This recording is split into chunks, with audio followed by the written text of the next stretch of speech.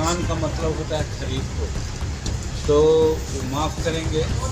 खरीद को में वो लोग विश्वास करते हैं और यही किया है वो लोग, जानबूझ के भुला देते हैं। हम सब दिन कहा है कि हम महागठबंधन में नहीं हैं, हम नीतीश कुमार के साथ थे, तो नीतीश कुमार के साथ हम हटे हैं। महागठबंधन में रहे या न रहे, ये लोग। नमस्कार, मैं शिवम प्रेरणा, आप देख रहे हैं न्यूज़ 24। नीतीश कैबिनेट के पूर्व मुख्यमंत्री जीतन राम मांझी के बेटे संतोष सुमन ने जैसे ही इस्तीफा दिया, तब से लगातार पक्ष और विपक्ष की तरफ से प्रतिक्रियाओं का दौर जारी है। लेकिन अब बता दें कि जीतन राम मांझी ने खुद ही अपना रिएक्शन दे दिया है। जी हां, ये जीतन राम मांझी का पहला रिएक्शन है, जिस पर जीतन राम मांझी ने साफ तौर पर कह दिया है कि हम महागठबंधन में कभी थे ही नहीं। हमने हमेशा से कहा है कि हम महागठबंधन में नहीं हैं, हम नीतीश कुमार के साथ है। लेकिन अब इस बात को क्यों मुद्दा बनाया जा रहा है, ये तो सोचने वाली बात है। और मांझी ने क्या कुछ कहा, सुनिए। देखिए, हम उनका सम्मान करते हैं, उनका जो भी इरादा रहा वो करने का, हमको उससे कोई मतलब नहीं। लेकिन दुनिया के लोग कह रहे हैं और साधारणतया अर्थ भी लगाया जा सकता है कि दुकान का मतलब होता है खरीद को, तो वो माफ़ करेंगे। खरीद को में वो लोग विश्वास करते हैं और यही किया है वो लोग। हम लोग कभी खरीद फोक्त की बात नहीं की है, हमारी दुकान ये नहीं रही है। हम जनता के हित में जब मुख्यमंत्री के रूप में 34 निर्णय लिए थे, उसी को इम्प्लीमेंट कराने के लिए हमने हिंदुस्तानी अवाम मोर्चा सेकुलर का गठन किया और उन्हीं निर्णयों को इम्प्लीमेंट कराने के लिए पार्टी का हम लोग निर्माण कर करके काम करते रहे, नीतीश कुमार का समर्थन किया। लेकिन अब पानी नाक से ऊपर चढ़ गया था, यानी जो भी निर्णय हमारे थे उन सब निर्णय को विरोध करते हैं, या तो हाफ हैजर्डली इम्प्लीमेंट किया या तो नहीं किया। इसके लिए हमको जनता का जवाब देना पड़ रहा था।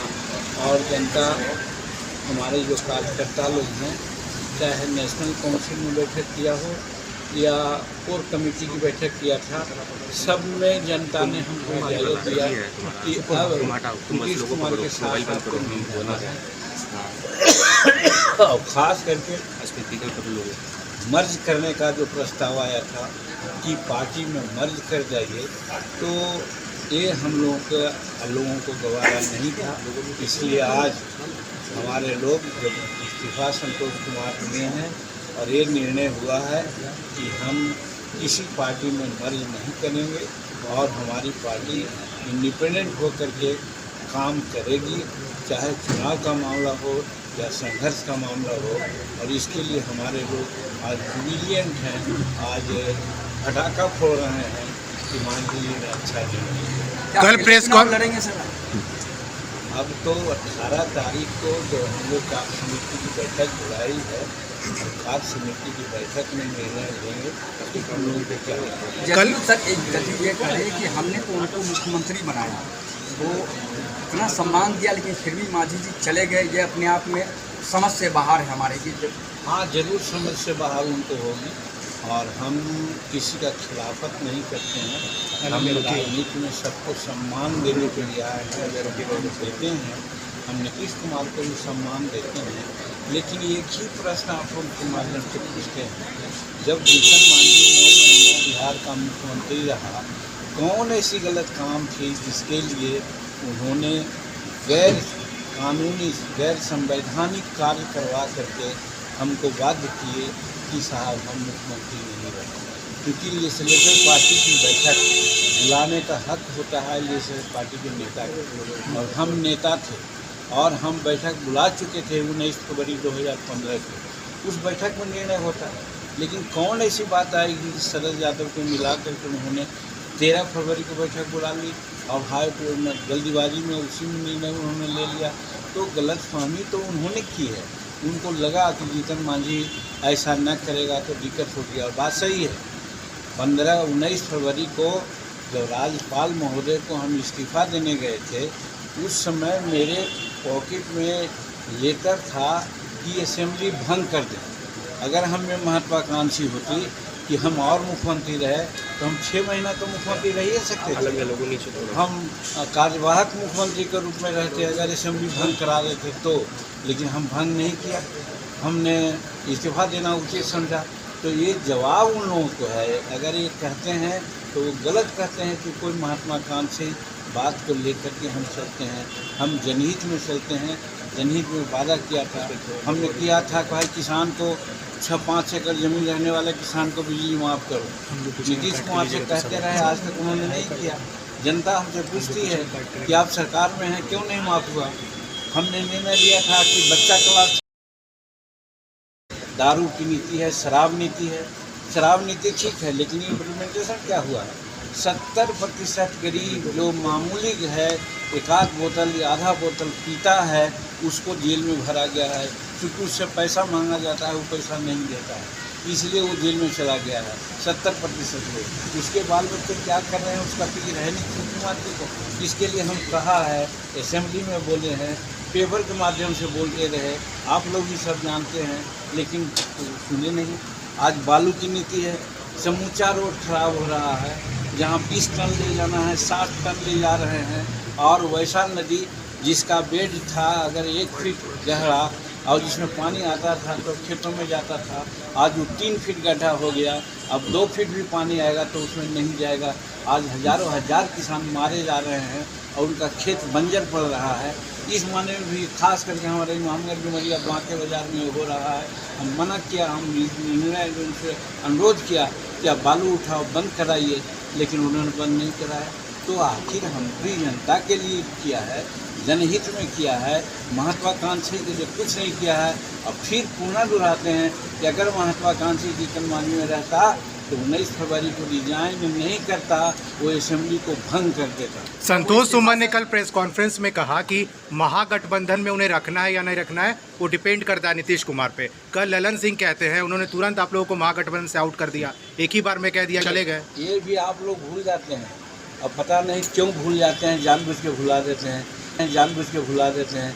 हम सब दिन कहा है कि हम महागठबंधन में नहीं हैं, हम नीतीश कुमार के साथ थे। तो नीतीश कुमार के साथ हम हटे हैं, महागठबंधन में रहे या न रहे, ये जो कहता है तो फालतू बात कहता है। हम महागठबंधन में कब थे? हम सब दिन कहा है कि हम महागठबंधन से मतलब नहीं है, हम नीतीश कुमार के साथ हैं। ये खुल करके बोल रहे हैं, आप लोग इतना जल्दी भूल क्यों जाते हैं? विपक्षी एकता पर आपके निकलने का असर पड़ेगा जैसा? अब वो सब आगे की बात है। चलिए ठीक। मजबूरी बात मैंने करता भविष्य के घर में है, इसके बाद गलत फहमी तो उन्होंने की है। उनको लगा कि जीतन मांझी ऐसा न करेगा तो दिक्कत होगी, और बात सही है।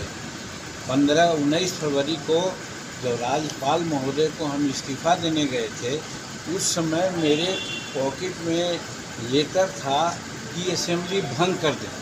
अगर हमें महत्वाकांक्षी होती कि हम और मुख्यमंत्री रहे तो हम 6 महीना तो मुख्यमंत्री रह ही सकते थे। हम कार्यवाहक मुख्यमंत्री के रूप में रहते अगर असेंबली भंग करा देते तो, लेकिन हम भंग नहीं किया, हमने इस्तीफा देना उचित समझा। तो ये जवाब उन लोगों को है, अगर ये कहते हैं तो वो गलत कहते हैं कि कोई महत्वाकांक्षी बात को लेकर के हम चलते हैं।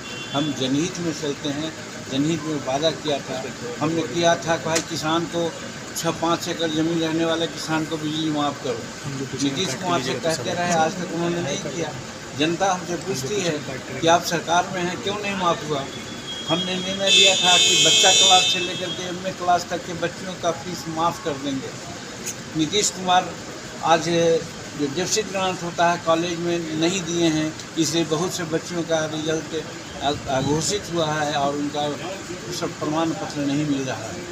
ये सारी बातें हमने निर्णय लिया था कि हम 5 किस्में ज़मीन गरीबों को देंगे, खरीद के देंगे, मार्केट रेट से देंगे। हम गरीबों को 1 एकड़ ज़मीन देंगे, खरीद के देंगे, मार्केट रेट से देंगे। नीतीश कुमार कर रहे हैं क्या? ये सब बात न कर रहे हैं। इसीलिए लोगों ने हमसे कहा कि साहब अब आप अगर हैं तो जानबूझ करके नीतीश कुमार से आप मिले हुए हैं, आप अपना वादा को भूल गए हैं। और तीसरी बात, आज देख रहे हैं कि दारू की नीति है, शराब नीति है। शराब नीति ठीक है, लेकिन इम्प्लीमेंटेशन क्या हुआ है? 70% गरीब जो मामूली है, एक आध बोतल या आधा बोतल पीता है, उसको जेल में भरा गया है, क्योंकि उससे पैसा मांगा जाता है, वो पैसा नहीं देता है, इसलिए वो जेल में चला गया है 70% लोग। उसके बाल बच्चे क्या कर रहे हैं उसका फिक्र है नहीं नीतीश कुमार जी को। इसके लिए हम कहा है, असेंबली में बोले हैं, पेपर के माध्यम से बोलते रहे, आप लोग भी सब जानते हैं, लेकिन सुने नहीं। आज बालू की नीति है, समूचा रोड खराब हो रहा है, जहाँ 20 टन ले जाना है 60 टन ले जा रहे हैं। और वैसा नदी जिसका बेड था अगर 1 फीट गहरा और जिसमें पानी आता था तो खेतों में जाता था, आज वो 3 फीट गड्ढा हो गया। अब 2 फीट भी पानी आएगा तो उसमें नहीं जाएगा। आज हजारों हजार किसान मारे जा रहे हैं और उनका खेत बंजर पड़ रहा है। इस माने में भी खास करके हमारे मोहम्मद डुमरिया बांके बाजार में हो रहा है। हम मना किया, हम निर्णय उनसे। जैसा कि आप सुन पा रहे हैं कि जीतनराम मांझी ने ललन सिंह के बयान पर भी रिएक्शन दिया है। और ललन सिंह ने जो बयान दिया था जिसमें उन्होंने छोटी दुकान वाले बयान पर जीतनराम मांझी ने कहा कि छोटी दुकान बोलकर वो क्या कुछ कहना चाह रहे हैं वो हम भी समझ रहे हैं। राजनीतिक दौर में देखें तो छोटी दुकान का क्या मतलब है ये समझना ज़्यादा मुश्किल नहीं है। हालांकि हम ललन सिंह का या फिर नीतीश कुमार का बेहद सम्मान करते हैं, लेकिन ये बात सही है कि इस तरह के बयान देने के बाद से हमें कतई उम्मीद नहीं थी कि हमारे लिए ऐसी बात सोची जाएगी, ऐसे बयान सामने आएंगे, ऐसा जीतनराम मांझी ने कहा है। और उन्होंने एक बात साफ तौर पर कह दिया है कि हम पहले भी गलत चीज़ों का लगातार विरोध करते आ रहे थे, लेकिन हमारे बातों को संज्ञान में नहीं लिया गया। लेकिन जब पानी नाक के ऊपर बहने लगा तो हमने ये कदम उठाया है और अब इस पर टीका टिप्पणी से कोई फायदा नहीं होने वाला है। फिलहाल इस वक्त के खबर में इतना ही, और भी ऐसे ही तमाम वीडियो अपडेट्स के लिए बने रहिए हमारे साथ और देखते रहिए हमारा चैनल एक न्यूज़ 24। हमारे चैनल को लाइक कीजिए, सब्सक्राइब कीजिए, कमेंट कीजिए। हमारे वीडियोज पसंद आते हैं तो शेयर जरूर कीजिए। धन्यवाद।